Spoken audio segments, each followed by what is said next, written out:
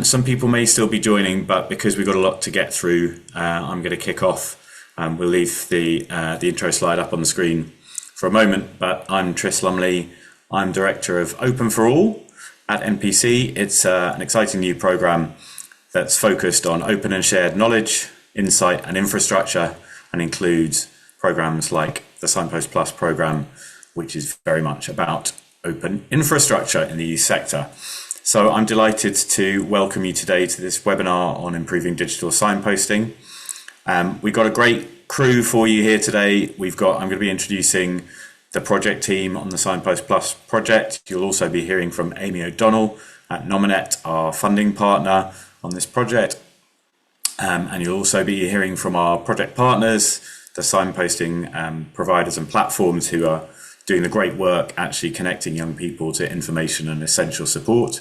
You'll also be hearing from our friends at Careful Trouble. We're joined by Rachel Caldicott and a whole gang.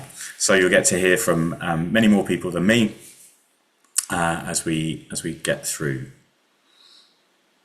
But if people have had a chance to look at that, then yes, today's session is on demonstrating the value of digital signposting. This webinar is accompanied by a report, which if you haven't read, please do take a look after the session. Don't download it now, because then you'll just read that and you'll miss all of the good stuff that we're going to be talking through. But there's much more to dig into beyond the webinar. What you're going to be getting is a little bit of an intro to the program, a little bit of the background to the Signpost Plus program and what we've been trying to do within the work initially, and then I'll be handing over to Amy O'Donnell from Nominet to talk about the linked work of the Reset program. Then you'll be hearing from Jen Lowthrop, who's been very much part of the project team in Signpost Plus, about the best practices that we've highlighted as part of this work, and then from the partners who've been involved in that. And finally, there will be a panel discussion and a chance for you to ask your questions.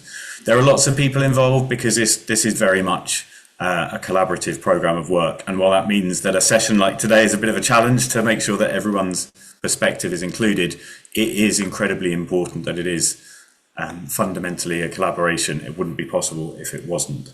So it's always one of the things with collaboration. It makes a lot of things more complex and more complicated, but that's the messiness of life that is important. And so I'm delighted it is as collaborative as this. So with that, let's kick off. And if you can move to the next slide, please, Gillian. So why Signpost Plus and why the focus on infrastructure? Infrastructure is cool. 3 words that are never put together by almost anyone. People think infrastructure is boring, and yet there is so much that we just cannot do without it. As I was moving around Hamburg, where I am at the moment, yesterday, and trying to find my bearings, find my way to the hotel, find information about travel, actually be able to use transport to know when that was coming, to be able to connect to up-to-date information, to be able to look things up about Hamburg at the same time and access the huge wealth of information that is just there for us all in the open on the internet. We forget these things quite easily, but they're absolutely fundamental to our lives, and infrastructure really is transformational. For any of you who are old enough to remember life before the internet, and there certainly was life before the internet, how do we find stuff out? We went to libraries. We had to do our research in journals and books. We did things in very different ways that are transformed by what we can do today. And yet infrastructure is challenging because this stuff is complex and has many layers, and there are lots of features of infrastructure that make it very different from just building a project or a tool. So it's challenging to develop, it's challenging to maintain, and as you all know, I'm sure, in our sector, in the charity sector, the third sector, the social sector, it's incredibly challenging to fund and develop as well. I tend to think of our sector as the sector that will work without the infrastructure that is actually needed, because we will do our jobs. We have to try and do our jobs. So we will step into that breach. And yet, if we lack the infrastructure that actually allows us to do our jobs well, and as well as we could do, then ultimately our true purpose is being undermined. And so there are huge challenges for us all around infrastructure. I hope we get stuck into some of those today. One of the challenges that always comes out and is absolutely paramount is funding, but it's not the only one. So thinking about the real value of infrastructure, acknowledging the huge challenges that we face in developing it, and still aiming towards the infrastructure that we need is incredibly important. And as I said about collaboration, in order to develop infrastructure that for us in a sector that is about public benefit, for us to develop that infrastructure, it has to be done in a collaborative, collective and open way. So that's some background to why infrastructure. Just for the context of anyone who's not familiar, I'm guessing that everyone pretty much on the call is, but signposting we refer to as the general practice of connecting people with relevant information and essential support when they need it. And that can be either people who are looking for information for themselves, or it can be when organizations are passing someone on, making a referral, connecting someone with another organization and another service. So that's signposting, and ultimately why Signpost Plus. This is a program of work that evolved because of the incredible importance to young people and the youth sector of the practice of signposting, so that people get the information and essential support they need when they need it. So if we move on, folk might be familiar with the 3 Horizons framework. You might not be. It's quite a deceptively simple framework, but a number of us very much like it for thinking about guiding our analysis of where we are and our thinking about where we might be headed. So you'll see in that chart there that what you have is 3 horizons. The first horizon that's in red represents really the current world and current paradigms, and the 2 axes represent that over time we expect that actually to become less useful as the world changes and we need new things from the systems and structures and processes and organizations that represent that system. And so we can think about a third horizon, which is the future, the vision that we really want to aim for, a future in which signposting works perfectly for everyone who needs it to, in which young people always find all of the information and essential support that they need, that those services are well funded and available and have capacity, and the opportunities that they want and need are all there, and all of the infrastructure that underlies that has been built and is funded and is sustainable. Isn't that a lovely future? And yet we're there in Horizon 1 where very few of those things are true. And so I think it's often helpful to think in terms of the second horizon, which really bridges between the two, where we can start to develop some of the models that may then mature and become part of that third horizon, where we can experiment and develop and test and design, and we can bridge between where we are now and where we need to be in the future. And there are many more resources that people can find on the 3 Horizons framework and ways of applying that. But we like it within the program because it allows us to think about where signposting is today and also where we're heading in terms of where we think that future infrastructure needs to be. And so in the first phase of work, we were looking at the opportunities to improve signposting, and there was a report, how might we improve signposting for young people? You can see we believe in report titles from the Ron Seal School of Advertising rather than being creative with them. Then in the second phase, which is what we're really talking about today, excitingly, working with Nominet, we were able to work with our signposting partners to test out the ways that signposting is being used with young people, learn what's working and what doesn't work as well with young people, and then really focus on areas of good practice, as well as looking at those as the foundation for where we're heading in the longer term. So that's a little bit of background on what we did. If we can move on to the next slide.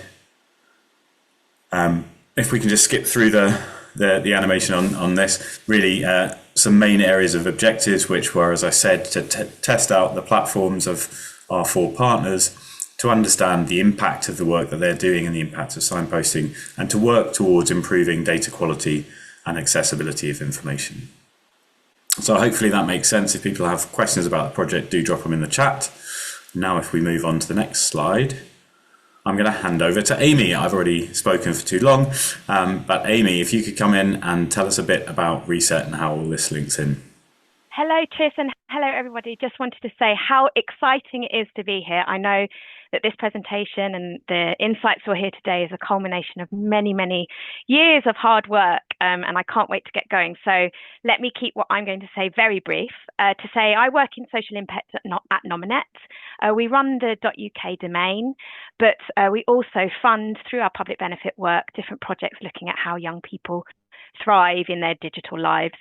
And I think where the rubber really hits the road in terms of impact is then, what are young people using the internet for? How do they navigate to the things that really can be life-changing for them? So if we cast our minds back to the very beginning of this history, we founded in 2019 a program called Reset. So this was actually pre-pandemic, and you can see these fantastic 8 national mental health charities working with young people who are all really struggling with this idea that it's quite hard to fund things with digital.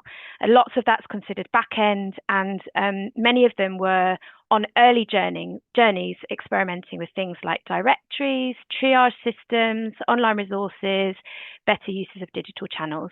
And we had fantastic learning over the years, and many of these partners have continued and continue. You'll hear from many of them, particularly the Mix and Chasing the Stigma, who've been involved in Signpost Plus.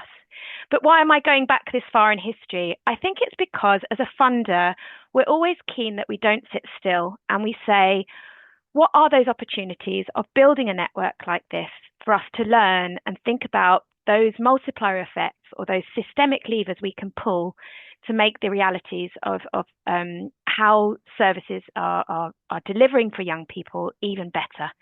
So on this journey, we identified lots of shared challenges with these organisations working in this space, lots of organisations thinking about greater reach and impact. And it was really apparent that there was some transformative higher level work that we needed to do to think about how we could make support for young people more effective and really meet their needs at a time when often they're at peak crisis or emotional distress. And it centered us a little around some really big questions like, why is it easier to go online and find a cinema time than it is to find mental health? Why is it that the internet is perfectly geared up if you need to buy a washing machine and you compare prices, but if you want to know whether a certain service is open on a Sunday afternoon or whether it's wheelchair accessible, it's just not easy to find? And I think we really neglect some of the cost, both financial, but also time and emotional in navigating some of these services, whether that's your communication preference through a digital mechanism or actually using digital to navigate to an in-person support or service. So this is what led us really to big questions and began our work with Promising Trouble. And so you'll hear from Rachel later on. We were really looking at, how do we centre young people in this conversation and look much more at these infrastructural type questions. Where are those levers that funding can be really impactful? And without stealing any of Rachel's thunder, I just think it was really key that what was coming out from that work was the importance of navigation, the importance of the mortar between the bricks of all these incredible services offering that support to young people, and how we can centre young people in that picture. So I'll leave it to Rachel to explain more about how that research then led us to looking at Signpost Plus and why I think we're really onto something here. We're at the beginning of a journey, but the things you'll hear today are really an invitation to continue that and see ways that we can improve the journey that young people are on in navigating this essential support. I'll leave it there for now. I muted myself. Sorry. Thanks so much, Amy. And this is going to sound a bit sycophantic, but thanks also for being a funder who gets the value of infrastructure. I think there are some who say they do, but actually those who are prepared to invest in developing infrastructure and supporting it and exploring its value are, a rare breed these days. And hopefully there will be lots listening and watching this and thinking hard about how they can incorporate infrastructure more in their future work. So yeah, if we can move on and we get stuck into Signpost Plus as a project, and you'll hear more from Rachel Caldecott and on the Careful Trouble research as we get to the panel. So Jen, over to you to chair this portion. Great, thanks so much, Tris, and thanks, Amy. So I'm Jen, and I've been working with Penny and Tris and all our wonderful partners and young people on this project for the last year or so. And first, before I get into sharing our 6 areas of good practice, I thought it'd be good for each of our partners to just briefly say a quick hello. And Tom, you are there first on the screen. So do you want to say a quick hello about you and Mind of My Own first? Thanks, Jen. Yeah, good afternoon, everybody. My name's Tom. I head up the product team at Mind of My Own. We're an organisation that builds software that connects children and families to services. Within the context of today, I'm here to talk a bit more about our most recent product we've developed, and alongside the Signpost Plus project, a product called My Best Life, which is an inclusive platform connecting people to the right information, services and entitlements in their local area. So thank you for having me here. Thanks, Tom. Okay, next slide. I think we have Kat from National Support Network.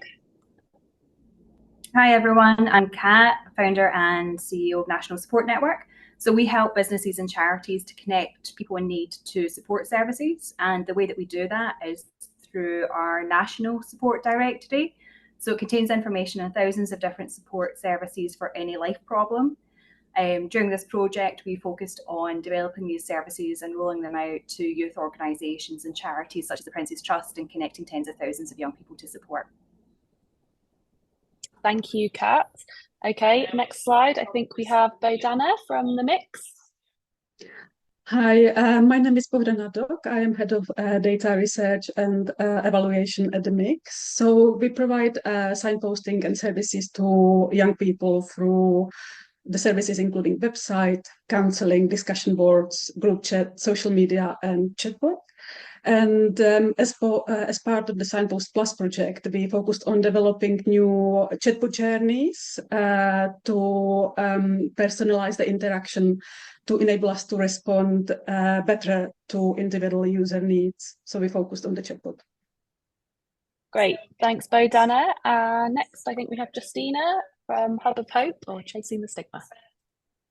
Hey, my name is Justyna Lisiecka. I'm a head of digital at Chasing the Stigma, which is a national mental health charity operating the UK biggest directory of mental health support services, Hub of Hope, as you mentioned. And as a part of Signpost Plus project, I led research activities around service provision and how young people interact with our platform. So now we use these findings to just improve our user interface and data model to better serve their needs.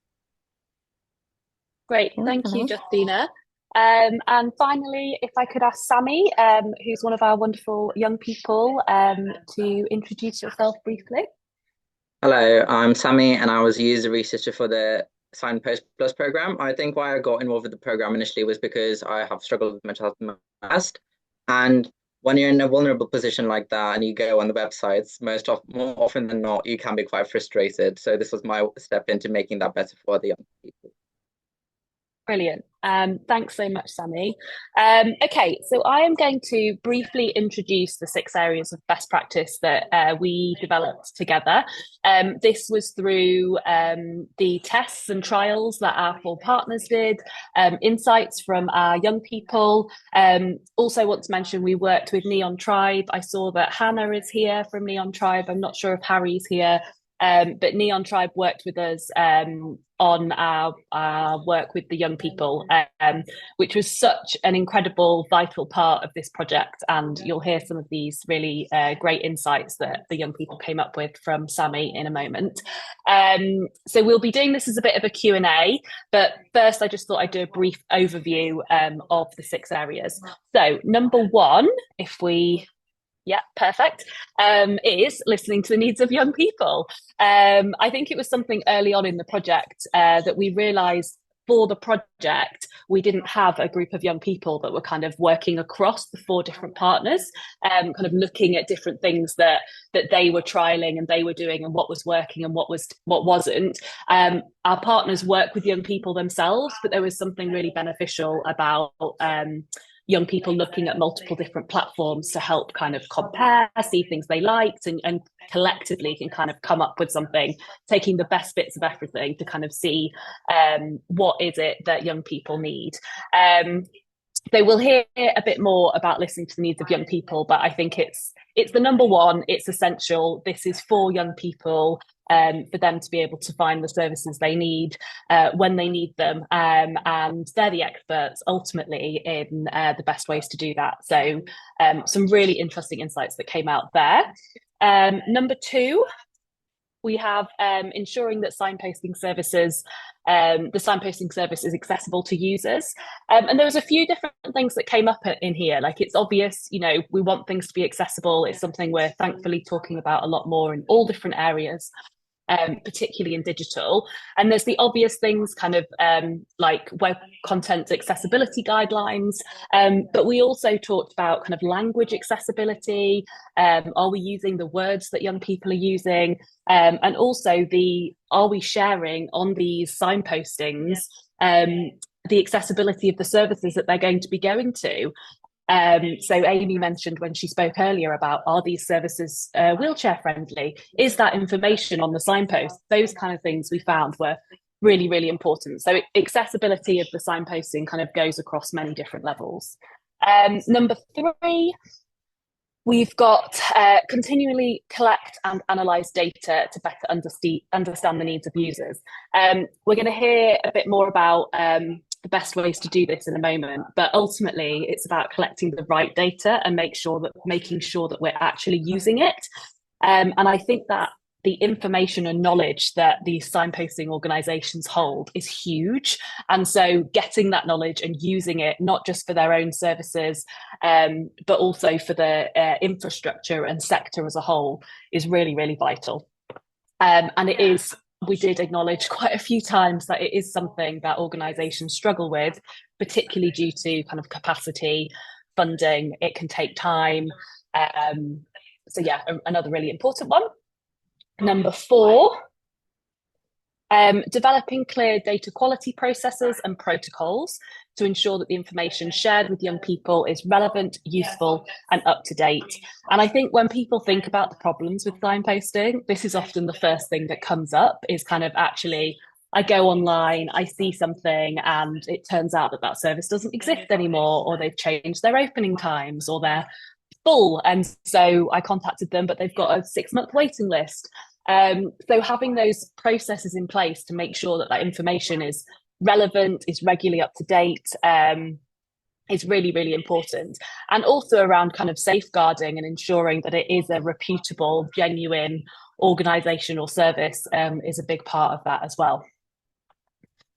Number 5, so we have build strong relationship, build strong I'm reading it and I'm still saying it wrong. Build strong partnerships to work closely with service providers and share your signposting services with a wider audience. Now, this is something that we did throughout the project in many ways, because our 4 partners were working in partnership with each other and with us, which was really great to see, and learning from each other. And I think there's just a lot more that can be done in how, if we work in partnership, kind of sharing data, sharing information, or audiences is a big one. I think we'll hear a bit more about that from Kat when we come to the questions on that one as well. And then finally, number 6, develop and build wider data infrastructure to share learning across sectors so that youth services match the needs of young people. This is the one that I feel most excited about. And when we think about the kind of wider benefits of signposting and the data that and knowledge that signposting services have, I think just the potential is huge of what can be done. There's so much information on there that can help with kind of emerging needs of the sector, the needs of young people, sector demands, all kinds of things. If we're sharing that information, both with the services that signposting organisations might be promoting, with other signposting organisations, with how people find signposting services in the first place, there's just loads and loads of benefits if we're kind of more open and sharing. And at the end of this webinar, we will be briefly introducing a new project, which is very closely linked to this, about open youth infrastructure. So kind of looking at that whole infrastructure journey, which we'll introduce at the end. And I think that one kind of really feeds into that as well. So those are, in a nutshell, our 6 areas of good practice. There's a lot more detail of these in our report, which Tris mentioned earlier. But now, to learn a bit more, I'm going to do a fire Q&A with our partners and Sammy. So hopefully you can learn a bit more. So if everyone can try and keep their answers to about a minute and a half, that would be really helpful. So I'm going to first ask Sammy our first couple of questions, if that's okay with you. So first question, how do you think signposting organisations can best respond to young people? I think when it comes to responding to young people, you have to go first and focus on how do you actually listen to the young people first. And by that, I mean, how do you co-produce the systems and resources you are creating? And by that, not just listening to them, but also making sure it's meaningful. Because so often when we are looking at research, we do gather the data, we do know what young people want, but we often fail to act on it. So just making sure that you are collecting that data from different demographics and making sure that you are focusing on those that are marginalized by community, because if you create something that is most inclusive towards the most excluded, you are creating something that is accessible to everyone in general. So I think it's just about making sure you are there and creating that sense of non-exploitative co-production. So you are giving something to the young person, but also getting so much meaningful data back. And then making sure you implement that throughout your research. And it sets the foundations of your work. Thank you, Sammy. That was such a good answer. And honestly, throughout this project, every time Penny and I and the team at Neon Tribe had a catch up with you guys, we were just kind of blown away by your insights. And it just shows the importance of, one, as you say, kind of regularly listening, two, kind of margins, so not just focusing on the needs of the majority, and also making sure, as you say, that those changes actually happen, that you actually take action, don't just listen and ignore it, which I think is what can often happen with user research. So yeah, thank you. Next question, Sammy, for you. What were the most surprising or important findings that you think came from the youth testing research? I think, first of all, look within the research itself, when we were in those groups, one of the things I found most surprising were people were saying things that I did not even think about. And then when I mentioned things that were wrong with the things that we were testing, the websites, I was like, I don't agree with this, I don't agree with this. And people were like, actually listening and relating to that, even though it hadn't been an initial thought for them. But secondly, I think within the research itself, I see how straightforward and how easy and common sense all of the data is. Like when it comes to accessibility and making services that are accessible to everyone, and then working collaboratively and looking at infrastructure as a whole, and making sure that you can actually read it and it's inclusive towards those with different disabilities, for example. These things seem so straightforward and common sense, but are often overlooked, because I feel like when you are a researcher, you often look at things over and over again repetitively that you forget the basics. But when you're working with young people specifically and you come across these ideas, and so simple, like, why is there so much color? Make it a bit more simpler. Or I don't like those colors, they remind me of this other thing. Just looking at color theory, for example, that's something that came across so many times. And I think it's just so easy for us to be caught up in what we're doing, and important for us to strip things back to the basics and focus on those as well. So that's probably my biggest takeaway from what we did. Yeah, definitely. Thank you, Sammy. I think focusing on the basics can have often the biggest impact and is really important. And those basic ideas and thoughts coming from you, from the young people, is really important, because we can often think that we know what you want, but when we actually ask you, it might be something completely different. Great, thanks so much, Sammy. Okay, I'm going to move on to a couple of questions about our second area of good practice, which is ensuring that signposting services are accessible to users. So for this one, for the next question, I'm going to ask Tom. So Tom, could you share your approach to digital and language accessibility, and what did you learn about your users that led to kind of developments in these areas? For sure, yeah. So I mean, accessibility is it's a fundamental component of what we do at Mind of My Own, from concept design right through to development, and we co-produce and co-design all of our apps with a broad range of young people and practitioners to ensure that new features and new products are fit for purpose. Specifically on accessibility, we partner with a great piece of software called Recite Me, which some of you may have heard of, which is a tool that overlays and enables people using My Best Life, our signposting tool, to tailor their experience depending on their needs. So on a practical basis, that means that all of the content that is hosted on My Best Life can be translated into 120 or so different languages. So the local authorities using our tool have hundreds of services and online resources on there, which can be immediately translated for non-English speakers, which is a huge plus. It supports text-to-speech. All of the visual aids are included in there, so font sizes, spacing, line height, color, background color, to help people perhaps with dyslexia or visual impairments, are all built in, embedded into My Best Life, including things like a virtual reading ruler and a screen mask as well for those to be able to focus on specific content. So we've already had lots of really positive stories about how people in the community have engaged with My Best Life and accessed services that historically they might have struggled with, and waded through a lot of inaccessible information that often lives on local authority sites. So that's been really positive.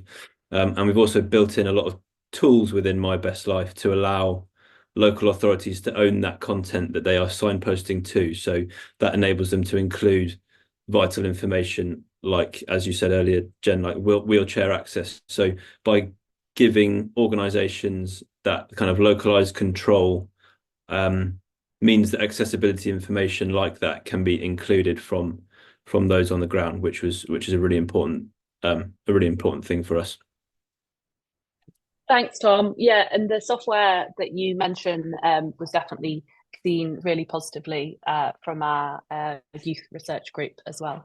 Okay, Justyna, I'm going to ask you, can you share about your approach to service accessibility and why it's important? Thank you, Jen, for the question. I'm so glad that we can also talk about service accessibility, because we know that while the first one that Tom presented is sometimes, not for everyone, but often relatively straightforward to achieve following web accessibility guidelines. It is so important that when we signpost people, in particular to the in-person services, we consider other factors that will be important there. So, for example, alternative communication option for those with disabilities, or access to the building for wheelchair users, and in general, just tailored support when it is necessary. And for example, a service website can be WCAG compliant, which allows a blind person to use a screen reader. However, if the service is not prepared to provide the support to a blind individual, that may not be enough for them to access help. So that's why Hub of Hope lists services that are tailored for blind and deaf individuals, or with hearing and sight loss. So these services often offer visual and auditory aids, like braille translation or portable hearing loops. So this is just one example, but there are some unobvious examples as well, such as epilepsy-friendly services or prison and probation-friendly services that are also relatively new on Hub of Hope. For example, we found out that young people with epilepsy are often turned away by services, and they just struggle accessing them due to misinformation surrounding this condition. So we stepped in to help NHS England to actually educate service providers so they can implement inclusive policies. And like this, we can ensure that everyone can access support when they need it without either being rejected or triggering epilepsy symptoms. Yeah, thank you, Justyna. Really interesting to think about all the different levels of service accessibility. We also talked about, I think, young people wanting to know if an organisation was particularly autistic friendly or ADHD friendly, and just having that up center and when they're searching can be really helpful for them making decisions on which service they might choose. Okay, I'm going to move us swiftly on to talking about collecting and analysing data, something that Bohdana knows lots about. So Bohdana, as a youth organisation, you must collect varied data on young people. How do you utilise this to ensure you're adapting to the needs of young people? Yes, so we are continuously collecting data through our services, surveys, and interviews on all of our services to better understand what challenges young people are experiencing, their needs, their preferences, their experiences, and who they are. And we also continuously collect evaluation data in order to understand what works, how we can improve our services, and whether we are delivering the outcomes for young people that we aim to achieve. And we regularly analyze all this data and share it with our teams and with the whole organization so that we can design and provide young people with services that they need and that they want and that are suitable to them.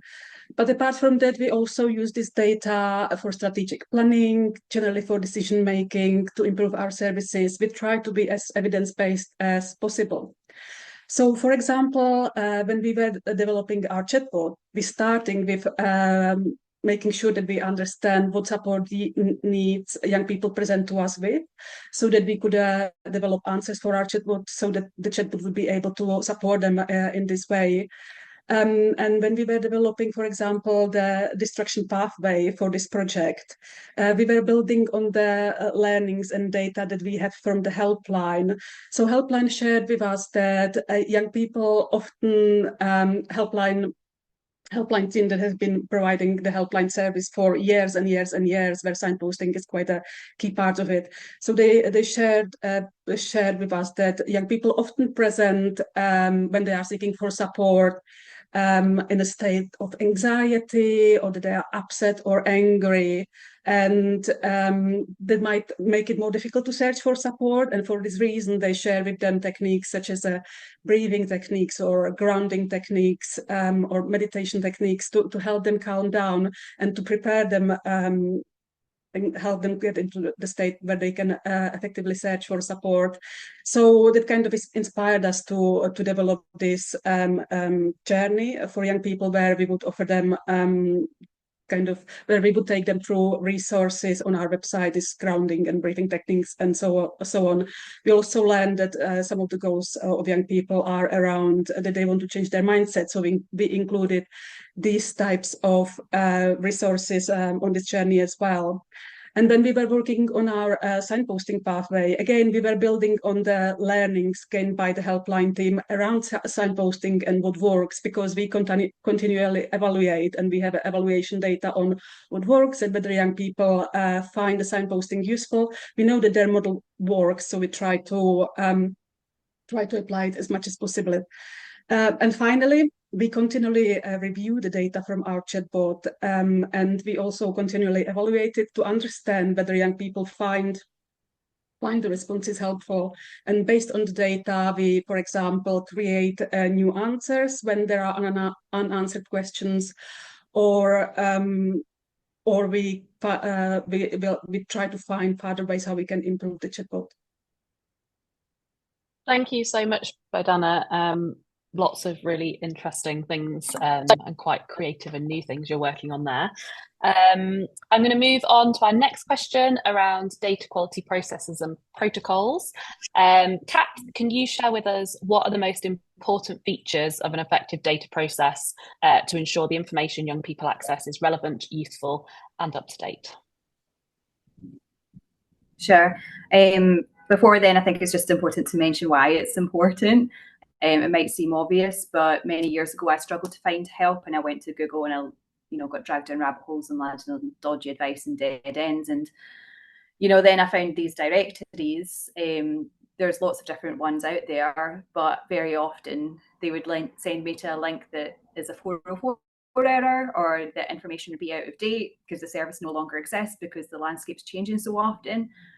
And so, the whole reason I set up this initiative is to try and make it easier for people to find help. And data quality is really central to that. So with my background in risk management and specifically creating standards and policies and so on, that was really key for us from the get-go, so that we can safeguard users and also just help them get to the information or the help that's most relevant to them as easily as possible. So what we do is we vet all of our content through a 5-stage moderation process, and we check every service. So we have information on thousands of services, but we check all of that against our suitability criteria and our data quality standards. So our suitability criteria really answers the question, do we want to share information about the service for our users? And so for this, we look at information about, for example, is it high quality? Does it have authority in the subject matter area that it's relating to? And is it relevant to our audience who could be anywhere in the UK? And then secondly, our data quality standards, then, if we decide that the service is suitable to be shared, then focus on how we communicate information about the services.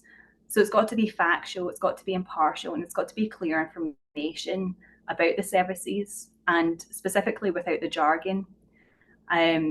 And this can be, this involves a lot of curation, because taking information from some websites, you can't just copy and paste, because very often there may potentially be information about the policy and campaigning work that the charity does, which is fantastic. But really, when someone's struggling with a life challenge, they just want to know, how can this service help me now? So we really try and focus our descriptions on that.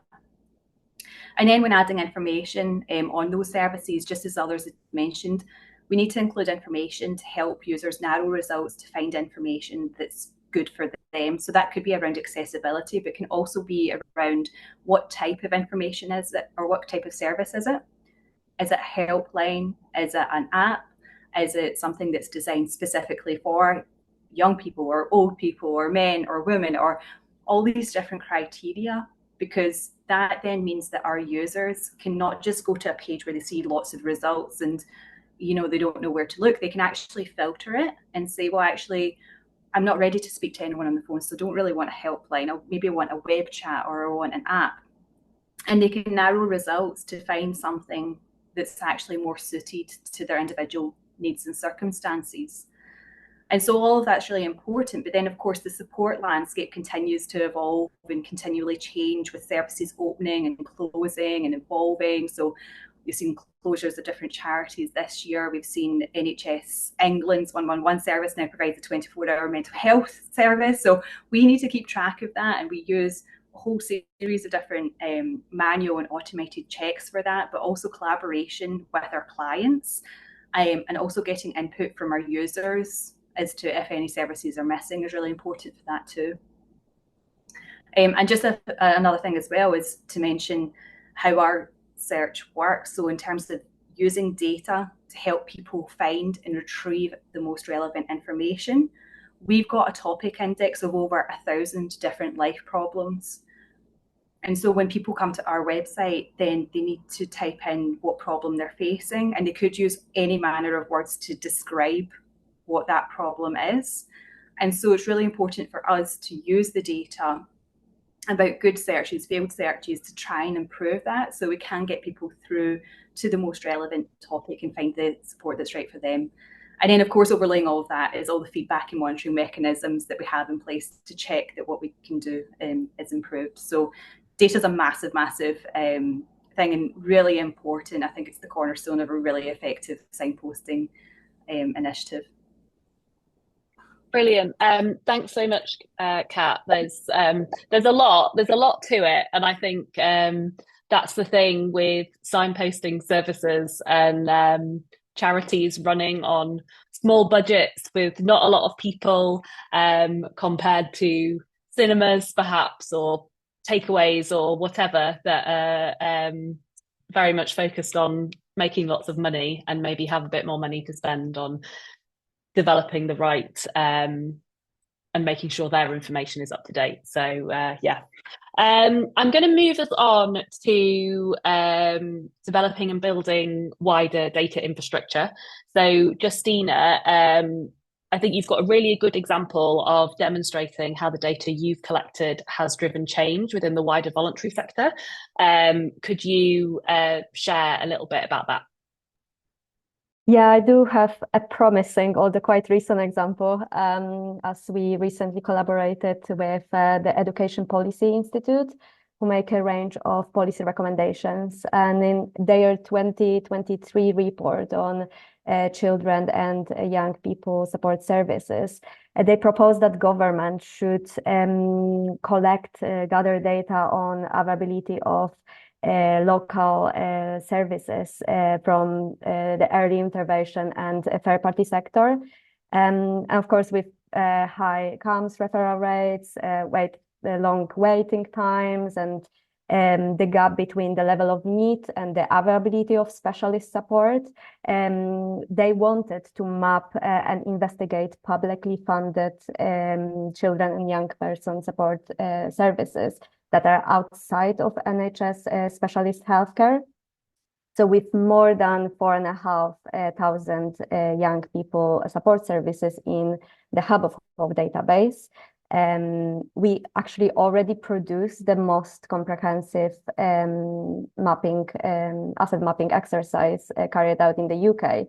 So when the Institute approached us, we are like, yeah, we can actually help you. We are able to help. And of course, because it's recent, we can only hope that this research will influence the government's future policy and strategy to improve children and young people support, and that will help fund and plan and commission voluntary sector services effectively. But that time will show if that's going to happen.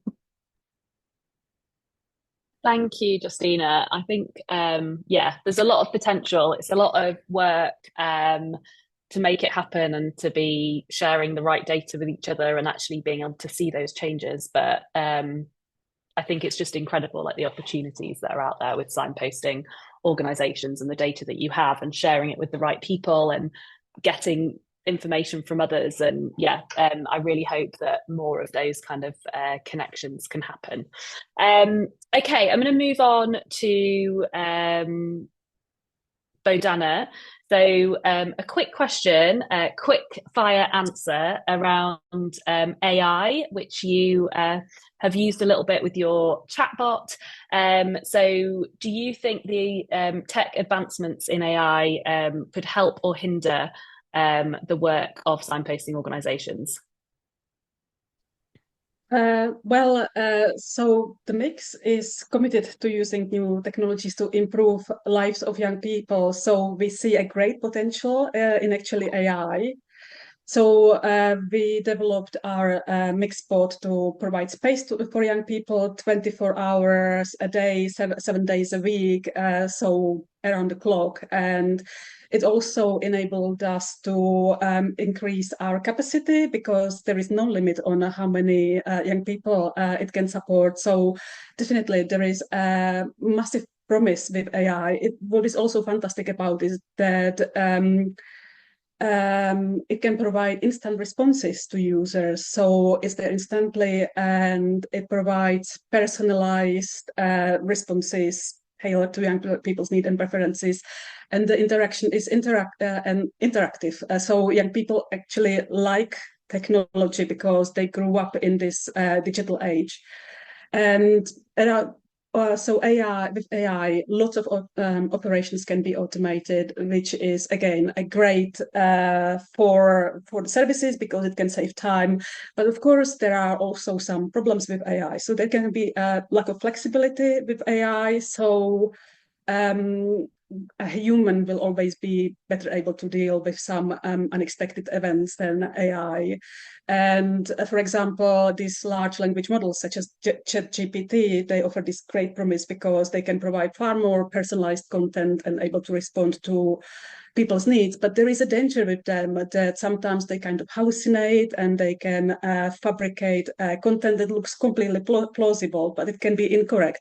So again, there are dangers with AI, and there needs to be check in place if people are using it. Again, accessibility has been mentioned today. AI really great in terms of accessibility because there is real-time language translation, or there are features such as text to speech, and we also know that young people can be anxious when reaching out for support, and sometimes they don't even want to burden human with their issues. And this is where technology and AI can help, because they might feel more likely to reach out for support because they know they are not burdening any people with their issues, and because of the anonymity it provides them. But we know AI is not for everyone, and it's really, really important that we offer a wide range of services to young people so that everyone can choose what they need according to their preferences. And what else I would say, it's really, really important to think about the ethical considerations and about the data privacy when utilizing AI.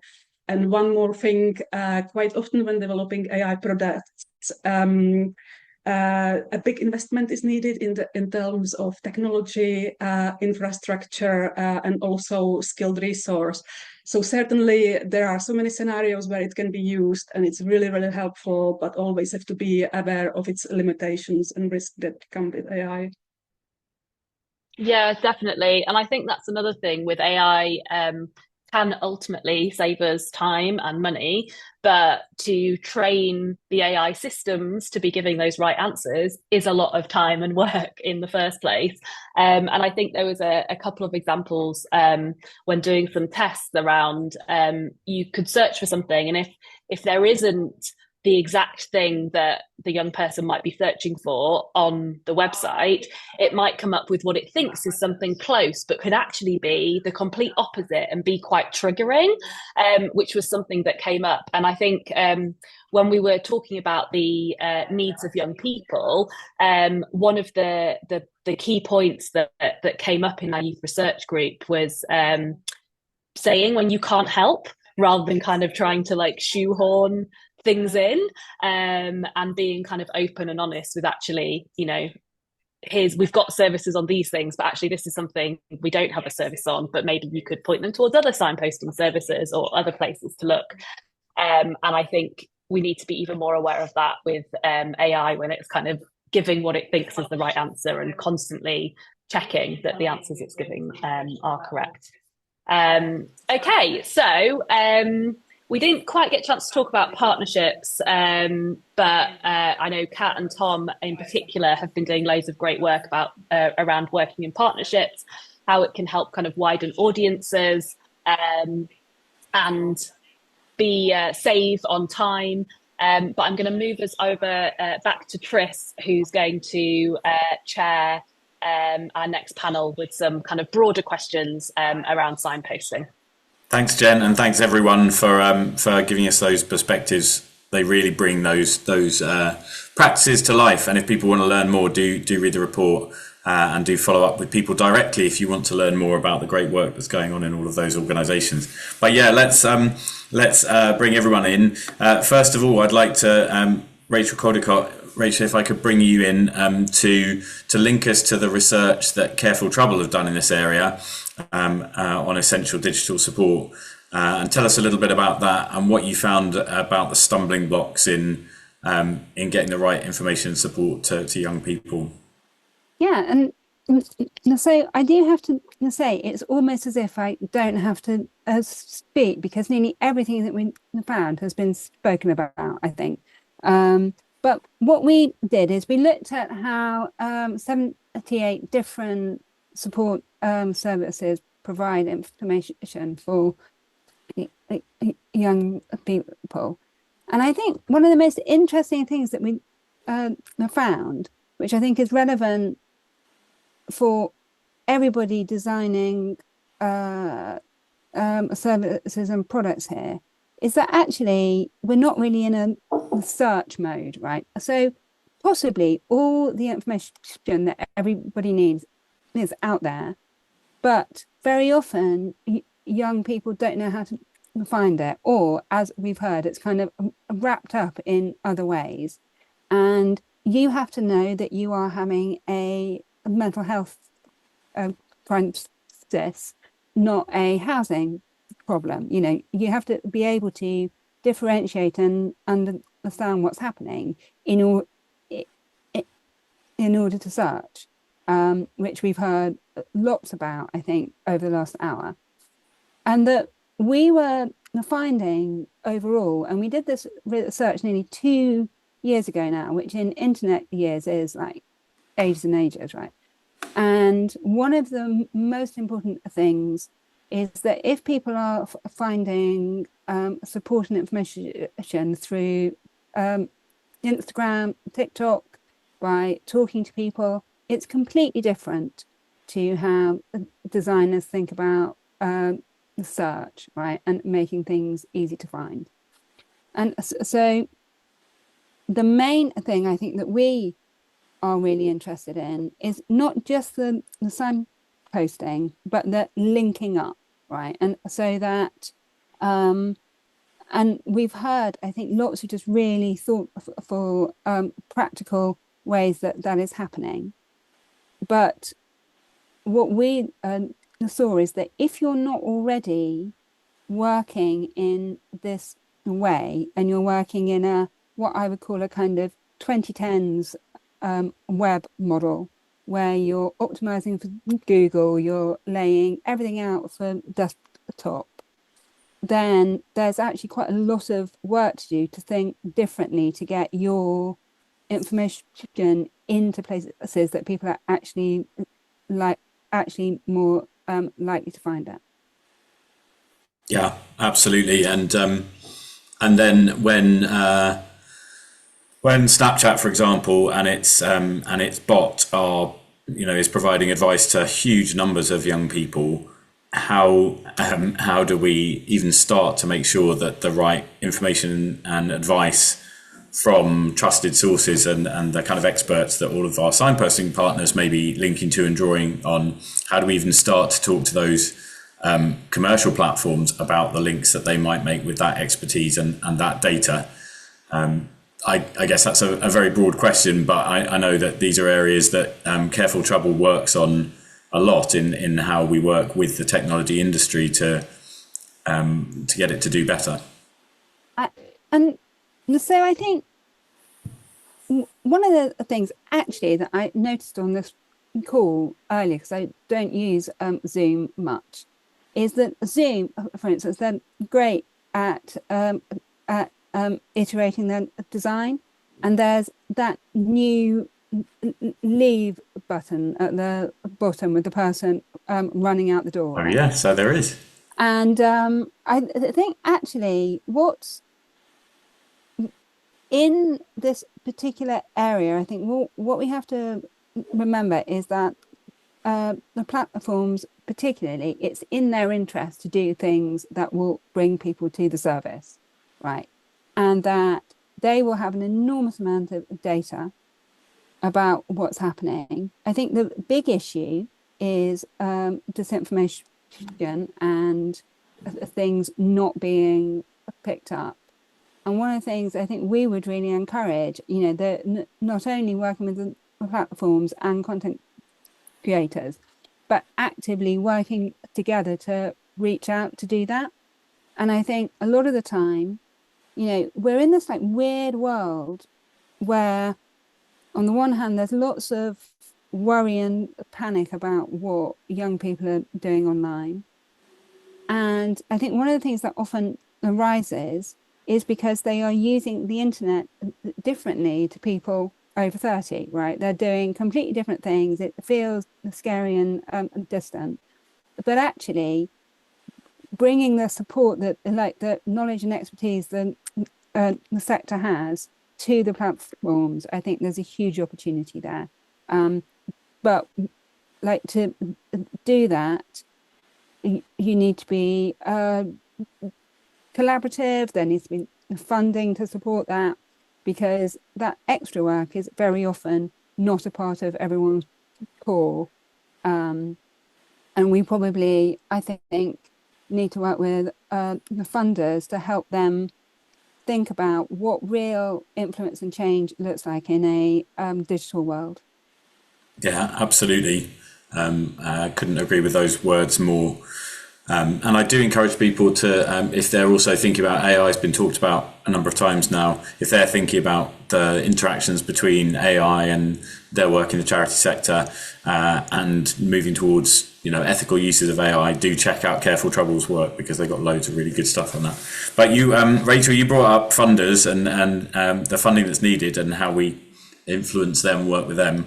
Amy, if I could bring you in, because I know that this is something that matters to you a lot. What do you think funders can do, not just to support the work of signposting organisations like this, but to take on these big, thorny, complex issues like getting the right information out there to the technology sector? Yeah, I think Rachel's right when you say these things that take us to the next level up of pulling systemic levers or collaborating and trying to articulate shared problems, even flipping an issue on its head and saying, as our research did, this isn't just about services and how services are built up to deliver for young people or audiences, and the multitude of services that they may intersect to look like, in that mental health may sit alongside a need to offer financial support and financial advice, maybe if that's linked to a cost of living crisis or what have you. But actually flipping that on its head and taking on board what Sammy was saying and centering young people and really saying, well, how can we reduce the burden of a young person looking for this advice to actually, the service providers coming together to collaborate and take that burden away and facilitate that ease of connection and accessibility, so that it's a lot clearer what's available to them, and design in a way that involves young people in that design. So those things are harder for funders because they aren't directly linked necessarily to a story of immediate impact or number of people reached, which are often the things that the stories that we tell as funders. These are the direct levels of impact. This is the monitoring evaluation we've done. And things like Signpost Plus, I know, has taken time to build trust as a network, to really get to the grips of what our learning is and how we can be better than the sum of our parts. So from a funder's perspective, I'm not going to lie, it's been quite difficult to take that plunge, to take that next step, to convince different stakeholders that this is a worthwhile journey, to look at things like infrastructure, which might not immediately reap rewards, but we know in the longer run are the things that are needed to make that shift, that sort of systemic shift in who this is really for. So I think we just have to keep telling these stories of impact and keep talking about why the collaboration needs to be invested in, why back office digital shouldn't be just something that is put down to unrestricted funding that is on charities to cover off their own funds, but actually ways that this can be brought together to maximise the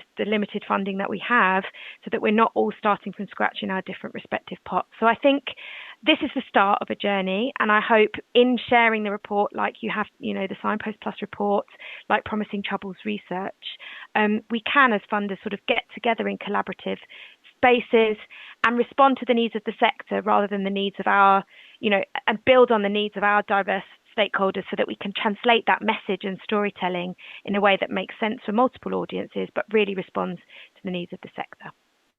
But welcome thoughts in the chat as well. Yeah, absolutely. And people do chuck in your questions in the chat, or if you've got questions, stick your hand up. Otherwise, I've got enough questions to keep us going for ages, but I want to get stuck into a discussion as well. But yeah, Amy, you're right that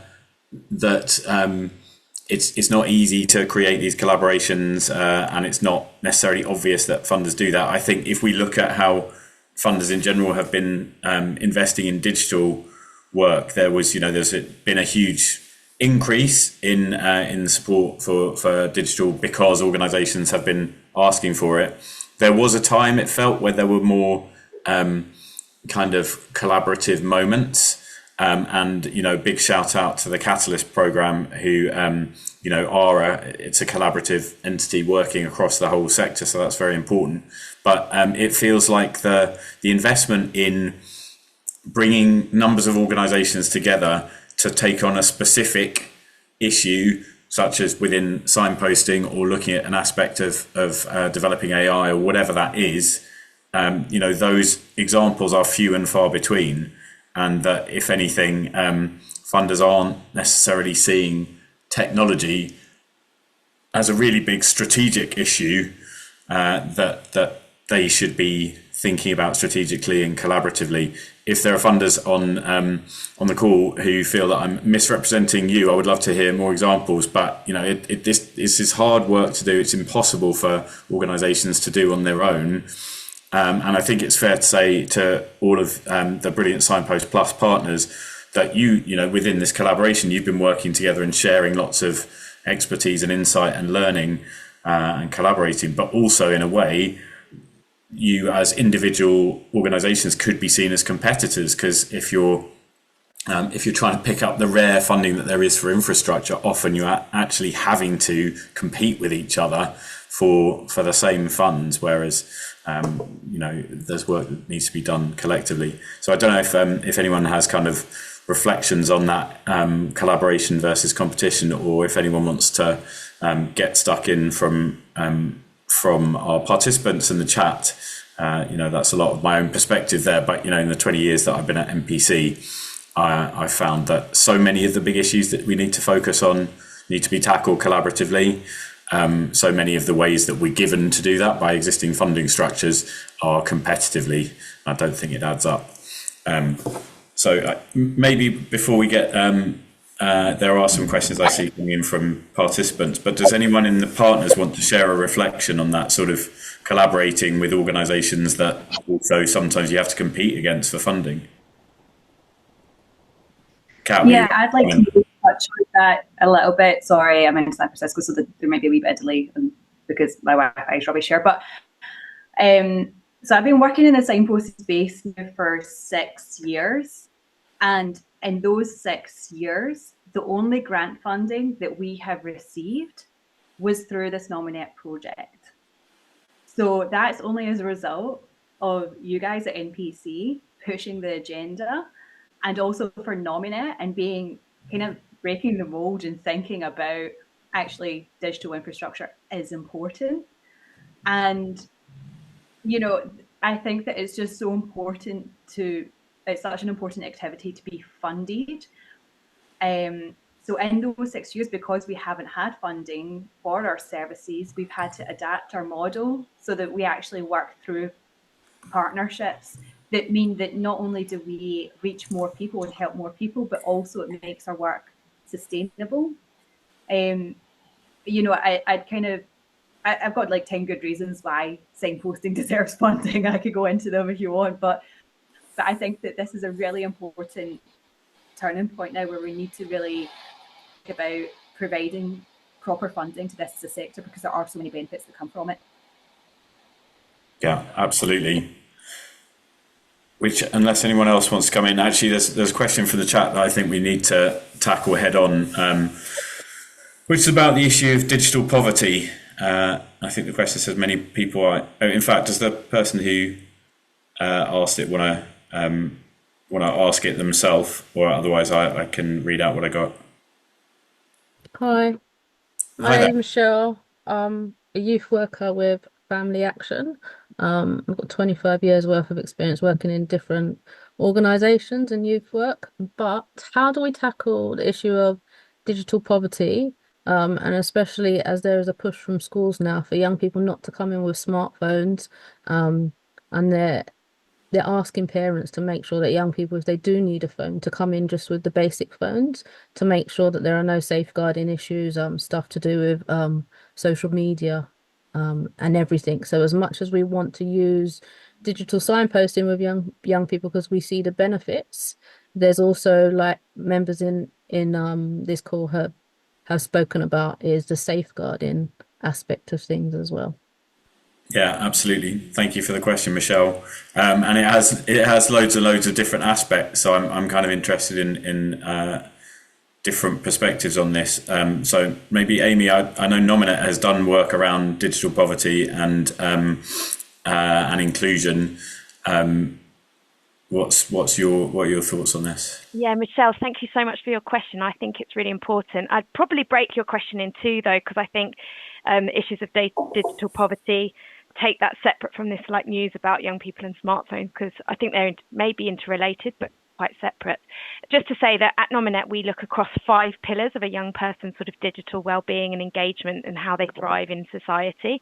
And like you say, been really focusing a lot on things like countering online harms and actually how young people are going to the internet for support with their well-being, but also finding it in the same vein an upsetting place to be, a worrying place to be. And our Digital Youth Index has really shown that in terms of upsetting content and feeling safe online. But I think that we can't underestimate the number of people in the UK that are living in digital poverty and how much of a barrier that is to the value that could be derived from these fantastic services and the signposting that we've heard about today.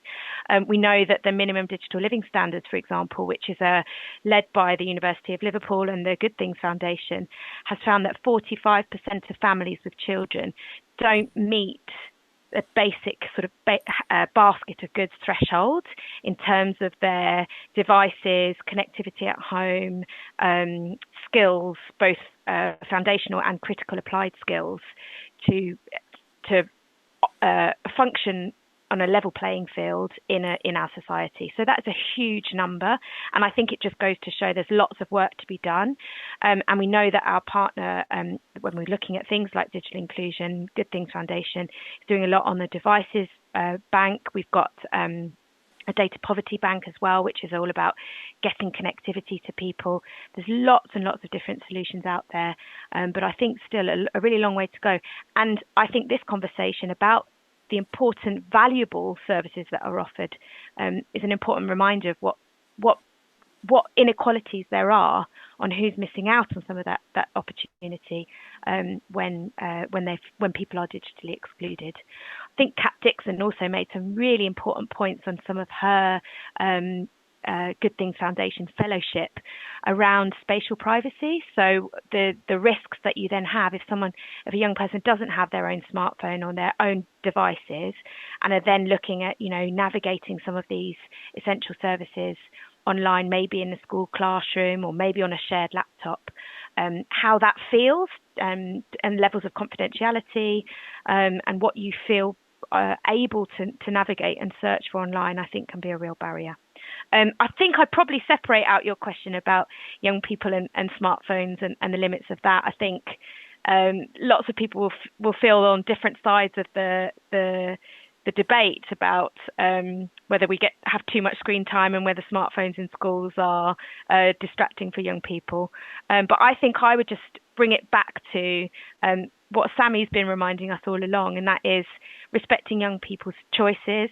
Of course, if you're in an environment like a school and there's a rule, that's one thing, but let's really think about the benefits there and the ways in which we can add to the debate the really high value of communication preferences that digital spaces offer when young people are maybe at a crisis point and need to use the internet to navigate things that could be really life-changing for them. Yeah, thanks, Amy. Harry, I've seen your hand up. Yeah, I'm just going to come to you in a sec. But Michelle, just wanted to say, maybe hear from you if you had thoughts on this, having asked the question, that one of the first things that came up when we were doing the original work around My Best Life at MPC, that Brilliant Mind of My Own have taken forward, and that's fantastic, is how the online and the offline can work together, and whether or not part of the signposting world and its role is actually to support youth workers to have the best information at their fingertips so that they can support people. So I wonder, how much that comes up in your work, and maybe you can reflect on that and see if you want to kind of come back on that while I bring Harry in. Harry, it's great you were able to join us.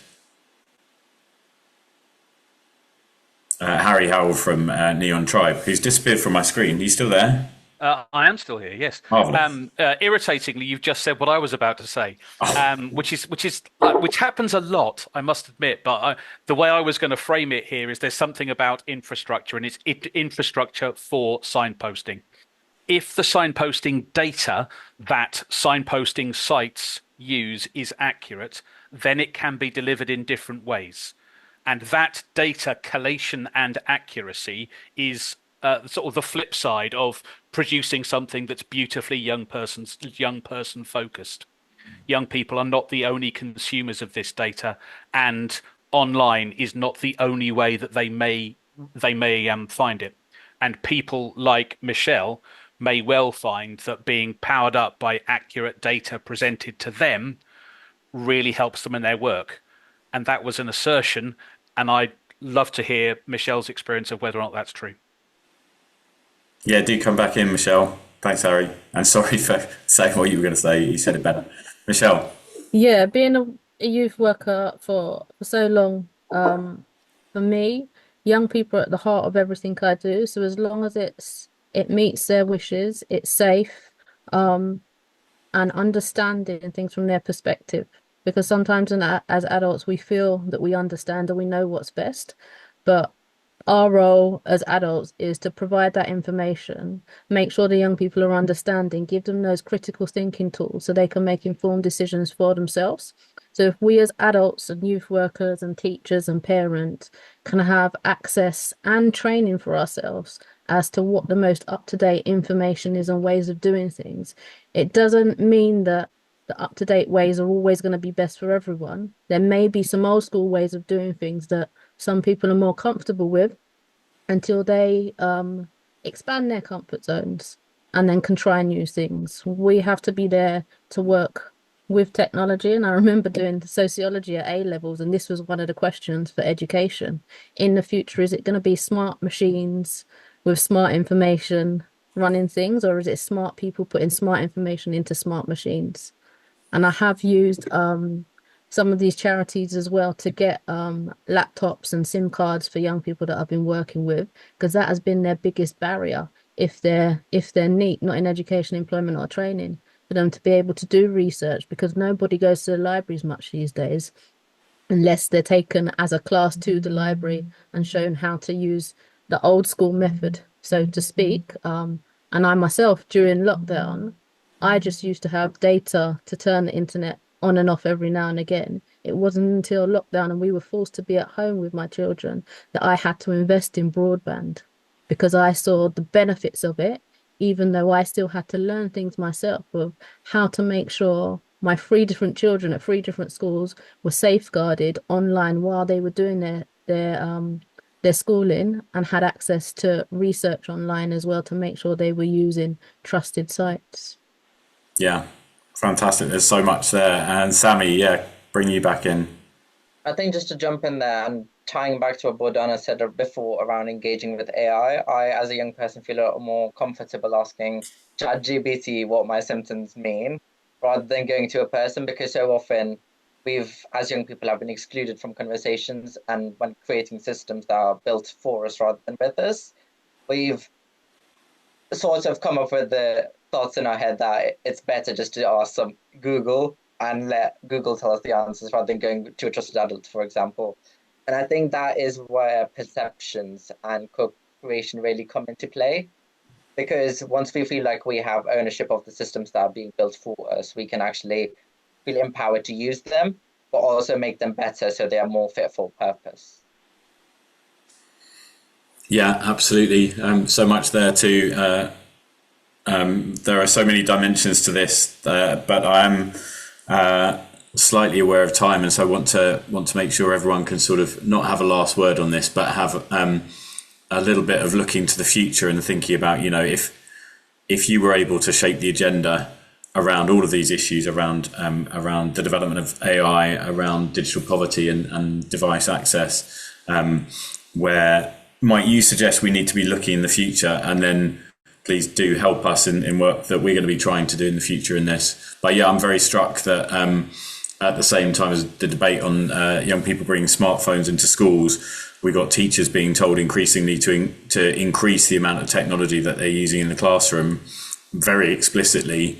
And part of me wonders whether actually that's to build up the amount of data that we have so that actually we can bring in AI to be, you know, people are talking about personalized AI in education as a great leveler and something to power up individuals' educational journeys. I mean, anyway, so many dimensions to this, but thinking about the different people who play a role in potentially supporting or advising young people, and young people are having the agency and the centrality in this, such complex issues that it does feel that we have to be thinking about, we have to be having conversations like this, and working things out together and building on all the tremendous expertise and knowledge that there is in the charity sector and in youth work, so that we're able to come up with the best possible answers, because young people bloody well deserve it. But I'd maybe ask from anyone who's brave enough or crazy enough to think about, you know, if you're thinking about the vision for where this kind of sector goes, this field of work around signposting and essential digital support, what's a hope or, you know, a dream or an aspiration for where we might get in the sort of the next 5 years? And I'm going to be unfair and ask you, Rachel, if you might venture a thought, because I know you quite like thinking about the future quite a lot. So I'm going to say that overall, what I would love to see to absolutely address what you're saying, that on the one hand, there's lots of concern about the access that young people would have to technology, while everything about their lives is being technologized, right? And that what I would love to see is like a properly holistic government approach that doesn't put education over there and health over there and mental health over here, but that puts the young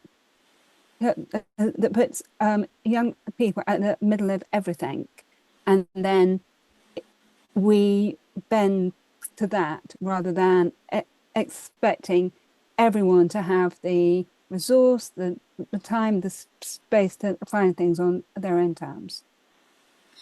That is a great call to action, and no small task, but something that we'd need to be joined up on as a sector to certainly to lobby for. Anyone else want to venture a thought of where we should be heading? Yeah, yeah, the risk of sounding maybe a little bit crazy. I believe that AI is going to completely change everything. Everyone is going to have a digital assistant that they go to for advice and support, much like Sammy said, you have ET or perplexity or something about what's happening in your life and advice on how to deal with a situation.